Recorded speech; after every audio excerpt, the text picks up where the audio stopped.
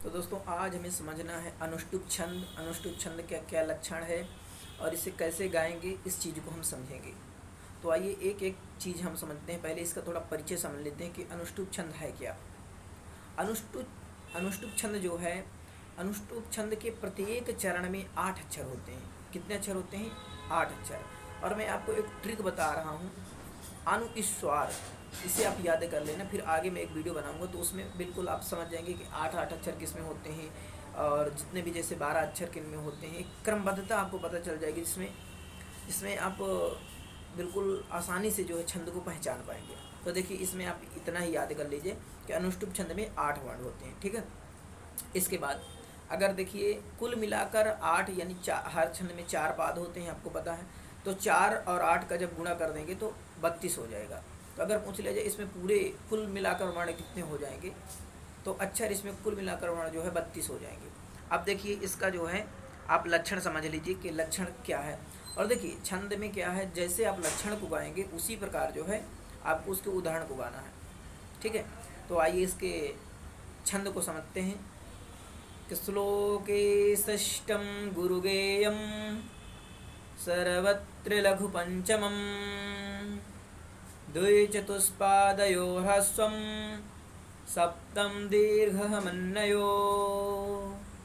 आप इसका 2 3 बार वाचन कर लीजिए। इसके बाद इसका देखिए इसका हिंदी में व्याख्या क्या क्या कह रहा है। श्लोके षष्ठम गुरुगेयम, क्योंकि जो संस्कृत नहीं लेते हैं उन्हें थोड़ा कठिन हो जाता है इस समझने में चीज़ कि आखिरकार ये इस श्लोक कह क्या रहा। श्लोके षष्ठम गुरुगेयम सर्वत्र लघु पंचमम। तो देखिए इसका बिल्कुल आसानी पूर्वक यहाँ पर अर्थ दिया गया है, यानी कि इसकी व्याख्या दी गई है कि क्या कह रहा है। कि इसमें देखिए जिस छंद के चारों चरण, छंद में 4 चरण होते हैं, ये आपको पता ही है। जिस छंद के चारों चरण में पांचवा वर्ण, जो पांचवा वर्ण होगा वो क्या होगा? लघु। क्या होगा? लघु होगा। इसमें लिखा श्लोके षष्ठम गुरुगेयम सर्वत्र लघु पंचमम। तो पांचवा वर्ण लघु ह्रस्व, लघु का मतलब होता है ह्रस्व यानी छोटा। और 8वां अक्षर जो होगा, 6वां अक्षर श्लोके षष्ठम गुरुगेयम, तो जो हमारा 6वां अक्षर होगा तो वो होगा दीर्घ होगा। पहले और तीसरे चरण में, जो पहला चरण होगा और जो तीसरा चरण होगा उनमें 7वां वर्ण दीर्घ, यानी दीर्घ का मतलब होता है गुरु होगा। तथा दूसरे एवं चौथे चरण में 7वां जो अक्षर, जो दूसरा चरण होगा और चौथा चरण होगा उसमें 7वां जो वर्ण रहेगा अक्षर वह है ह्रस्व। यानी ह्रस्व का मतलब मैंने बताया कि लघु यानी छोटा हो। उस छंद को हम अनुष्टुप छंद कहते हैं। अनुष्टुप छंद को ही पद्य या श्लोक भी कहते हैं। कभी कभी ऐसा प्रश्न पूछा जाता है कि किस छंद को श्लोक कहते हैं, किस छंद को पद्य कहते हैं, तो आपको आसानी से बता देना है कि जो अनुष्टुप छंद है उसी को हम श्लोक कहते हैं, क्योंकि ये एक श्लोक के रूप में लिखा है। अभी मैंने इसका गायन किया। और ये एक जो है पद्य भी है। तो अब देखिए इसका हमें उदाहरण समझना है। उदाहरण कैसे समझना है, तो देखिए बिल्कुल आसानी पूर्वक। अब अगर आप छंद का मात्राएं निकालना नहीं जानते हैं तो एक वीडियो मेरी बनी, उसे आप देख लेंगे, आराम से जो है छंद निकालना जान जाएंगे। देखिए संक्षेप में अनुष्टुप छंद को इस तालिका से हम समझ सकते हैं। जैसे कि 5वां वर्ण बताया लघु वर्ण, और 6वां वर्ण बताया गुरु वर्ण, और 7वां वर्ण गुरु वर्ण। ये आप याद कर लीजिए। जो श्लोक अगर आपको याद है तो आप आराम से कर सकते हैं। फिर इसके बाद आपको ध्यान नहीं देना, यहाँ पर आ जाना अनुष्टुप छंद का उदाहरण। तो देखिए इसका मैं गायन करता हूँ और मेरे जैसे ही आप गायन इसका 2 3 बार कर लीजिए, पूरा याद हो जाएगा। आप कुछ भी कर रहे हैं, खाना बना रहे हैं या कुछ कर रहे हैं, रख दीजिए, बढ़िया आराम से चलता रहेगा और वहाँ से भी आप इसका गायन कर रहे हैं। मैं तो ऐसे ही इसको जो सीखा हूँ। ठीक है। तो आप भी सीख सकते हैं। संस्कृत बिल्कुल सरल विषय है, आप बिल्कुल आसानी पूर्वक इसे समझ सकते हैं। तो आइए मेरे साथ इसका वाचन करते हैं। माता शत्रु पिता वैरी येने बालो न पाठिता। माता शत्रुः पिता वैरी येन बालो न पाठिता। न शोभते सभा मध्ये हंस मध्ये वको यथा। न शोभते सभा मध्ये हंस मध्ये वको यथा। और इसका दूसरा उदाहरण भी आप अगर याद करना चाहते हो तो देखिए यहाँ पर दूसरा उदाहरण लिखा अधमः। तो ये भी आप याद कर सकते हैं, लेकिन आप मैं जो बताऊं आपको तो ये आपको सरल रहेगा। पहला वाला उदाहरण तो आपको एक ही उदाहरण लिखना होता है।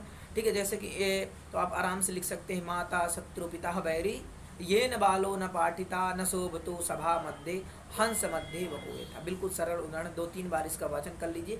इसके बाद मैं आपको याद करने का एक तरीका ये बताऊं कि जब इसे एक बार पढ़ लेते हैं, आप याद कर लेते हैं, जैसे कि मैं बताया, इसको 1-2 बार वाचन कर लेते हैं। सबसे ज़्यादा वाचन करना। इसके बाद आप एक बार अपने माइंड पर सोचना कि जो है किस छंद को पढ़ें। जैसे अनुष्टुप छंद, अनुष्टुप छंद में कितने वर्ण होते हैं, कितने पाद होते हैं, कितने कुल मिलाकर कितने होते हैं, इसे क्या कहते हैं, श्लोक कहते हैं, पद्य कहते हैं। ये चीज़ें एक बार जब आपके दिमाग में आ जाएंगी और एक बार इसका उदाहरण लिख लेना, इसके बाद आप आसानी से कोई भी, और देखिए ये आपका एक बार अगर पढ़ लेंगे अच्छे से तो आपका नेट जेआरएफ में भी ये पूछा जाता है, और टीजीटी पीजीटी में भी ये पूछा जाता है, और आपके बीए में तो ये भी रखा ही गया। ठीक है, तो कोई भी ऐसी परीक्षा नहीं है जो ये छंद ना पूछा जाता हो, तो आराम से इसे पढ़ लेना। ठीक है, अब इसके बाद देखिए स्पष्टीकरण, आपको बीए में जो है स्पष्टीकरण देना पड़ता है। बाकी और तो जगह सिर्फ आपको वही वर्ण पूछता है कि अनुष्टुप छंद में कितने वर्ण हैं, तो आप बताएंगे इतने वर्ण हैं। ये इसे पद्य भी कहते हैं। कभी पूछ लिया कि श्लोक किस छंद को कहते हैं, तो आप बता देंगे अनुष्टुप छंद को कहते हैं। ये चीज़ें नेट जेआरएफ में ऐसी पूछी जाती हैं। लेकिन आप जो है जैसे कि अभी स्पष्टीकरण आपको देना होगा, आप बीए में हैं तो स्पष्टीकरण आराम से लिख सकते हैं। इस छंद के प्रत्येक चरण में 5वां अक्षर जो है लघु है, और 6वां अक्षर जो है गुरु है एवं लघु है। अतः यह अनुष्टुप छंद है। प्रत्येक चरण में 8 वर्ण हैं। चरणांत में यति विराम है। यति का मतलब होता है रुकना। ठीक है, कहीं जब हम श्लोक का गायन कर रहे हैं तो उसी बीच हमें जो है रुकना होता है, यानी कि हम श्लोक को क्रमबद्धता देते हैं। अगर एक साथ ही गा देंगे तो कहाँ सही होगा। ठीक है, तो ये आप समझ गए अनुष्टुप छंद को। अब अगली वीडियो हम बना रहे हैं, इसमें देखिए आप इंद्रवजा छंद को समझिए। एक क्रम से आप पढ़ते जाइए, क्रम से। जब भी कुछ कोई काम कर रहे हैं तुरंत लगा दीजिए, आपका गायन चलता रहेगा। ठीक है, और एक बार इसका मैं फिर से, और देखिए कुछ आपके उदाहरण, जैसे कि अन्य उदाहरण, जैसे आलस्यम ही मनुष्याणाम शरीरस्थो महान रिपुः तावस्मि गीतरागेण हारिणा प्रसभम हतः। 2-3 बार वाचन कर लीजिए। ये जो देखिए सुक्ति के रूप में भी है, आलस्यम ही मनुष्याणाम शरीरस्थो महान रिपुः।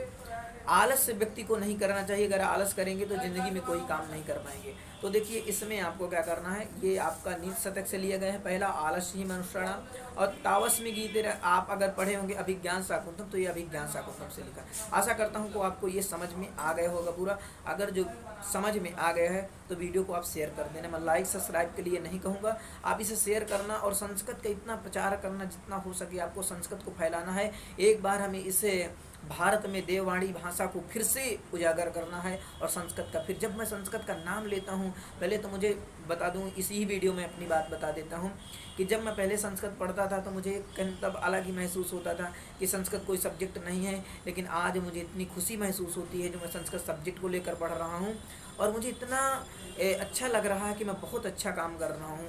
और मैं इसी बात से यहीं से अपनी वाणी को विराम देता हूँ। आप इसे शेयर कर देना और संस्कृत का ज़्यादा से ज़्यादा प्रचार करना। जय हिंद, वंदे मातरम।